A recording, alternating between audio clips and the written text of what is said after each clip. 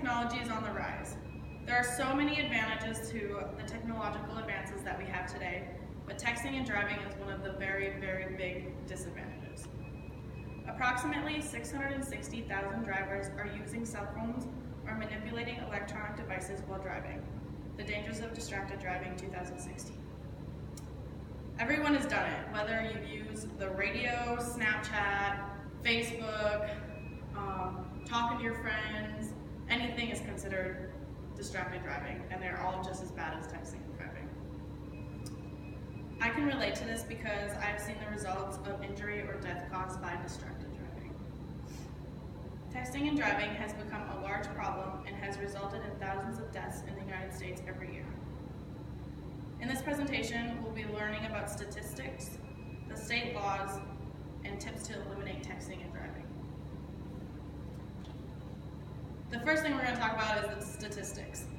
In 2014, there were 3,179 people killed and an estimated additional 431,000 people wounded in motor vehicle crashes involving distracted drivers. The Dangers of Texting and Driving 2016. This means that an average of about 2,000 people a day are being injured or killed because of distracted driving. Over half of the road accidents in the U.S. are caused by texting and driving. The 25 scariest texting and driving statistics 2015. Any distraction from cell phones is dangerous and could lead to fatal results. Texting and driving is 6 times more likely to get you in an accident than drunk driving. This is a very, very big deal because nowadays we have a very big issue with texting or with drinking and driving in the United States. People don't realize that texting and driving can be equally bad or even worse. Like it has the results of 6 times as many bad things happening when texting rather than drinking and driving. The average speed in the US is about 55 miles per hour. Taking 5 seconds to read a text in this time means the driver travels the length of a football field without looking at the road. The chance of a crash because of any reason is increased by 23 times when you are texting.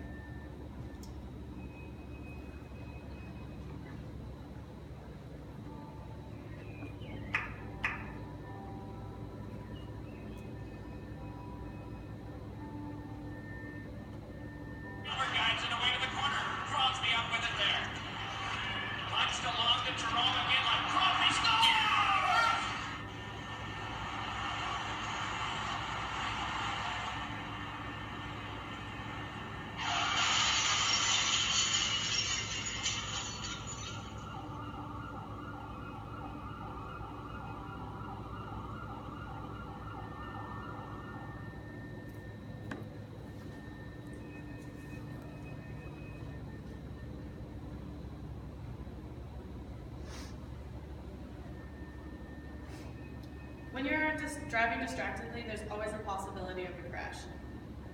You're basically gambling with tragedy.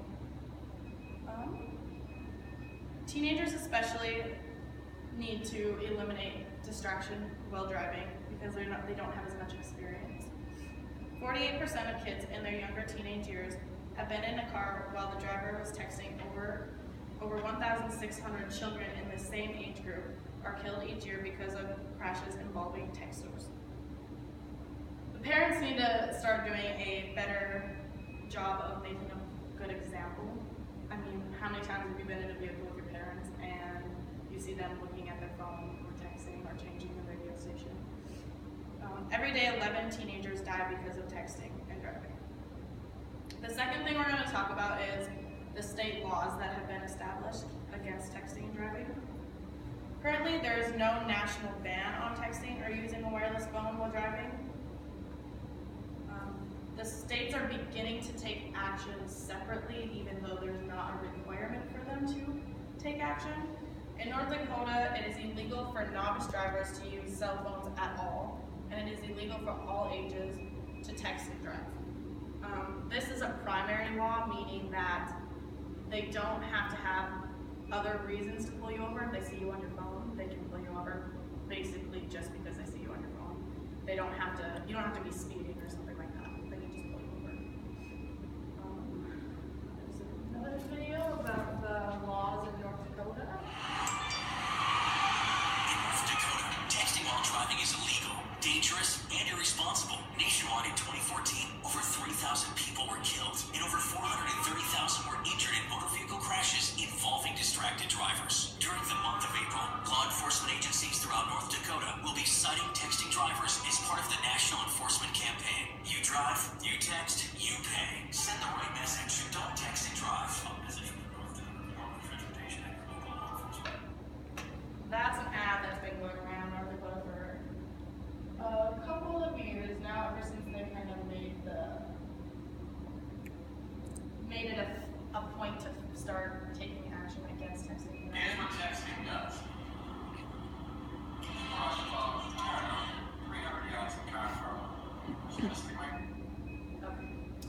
Currently, 46 states, DC, Puerto Rico, Guam, and the U.S. Virgin Islands ban texting and driving. 14 states, DC, Puerto Rico, Guam, and the U.S. Virgin Islands also prohibit drivers of all ages from using handheld cell phones while driving. This not only affects the people who are doing the distracted driving, but it affects everyone on the road. Even if you're walking on the sidewalk, someone who is distracted while driving could potentially hit you, and it definitely affects everyone. In 2009, President Obama issued an executive order prohibiting federal employees from texting and driving for government businesses, Sultan 2016. I think this is a very, very good point that was made because it set a standard for the rest of the country, showing that it is definitely not okay to be texting and driving or being on your phone at all. No state bans all cell phone use for all drivers, but DC has prohibited it for school bus drivers. Distracted Driving State Laws 2016. I think that it's very good that states are taking action and making it a point to ban texting and driving for occupations like bus drivers and federal employees. I think North Dakota could take note from this with all the oil patch stuff that's been going on, because a majority of our car crashes in North Dakota in the past few years from the oil boom have been related to truck drivers. So I think that if they made a ban on texting and driving or cell phone use for truck drivers, it would eliminate a lot of the tragedy that we've seen in recent years. The third thing that I'm going to talk about is tips to eliminate the problem. Setting rules for yourself and your household regarding distracted driving is a very big thing. Parents need to start disciplining their children when they're caught texting and driving, and they also need to set good examples. The first step in improving is to improve future drivers before it becomes habit. You can also pledge against distracted driving through the NHTSA. It's just like the National Drivers Association. They have a thing on there you can apply to pledge to not text and drive. Here's another video showing what can happen when you text and drive.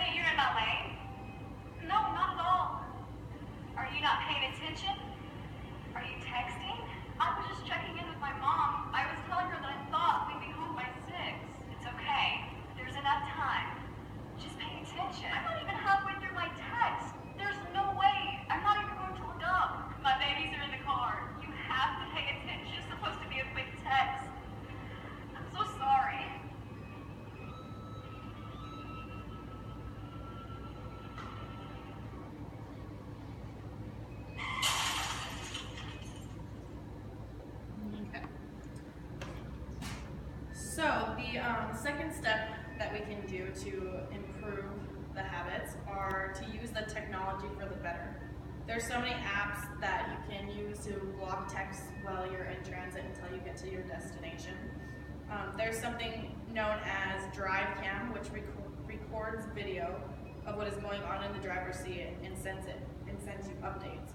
So parents can use this to monitor teens' driving habits.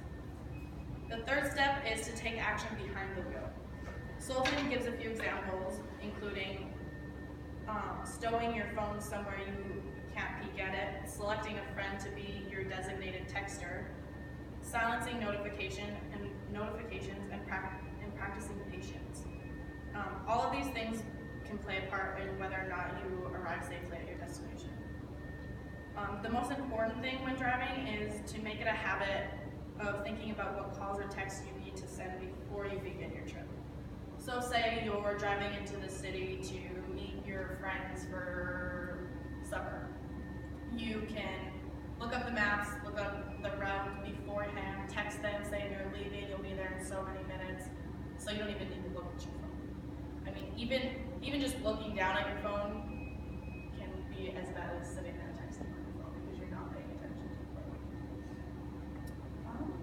Texting and driving is an epidemic, and it's something that needs to be fixed as soon as possible in the United States. Everyone can do their part to try and get rid of the problem.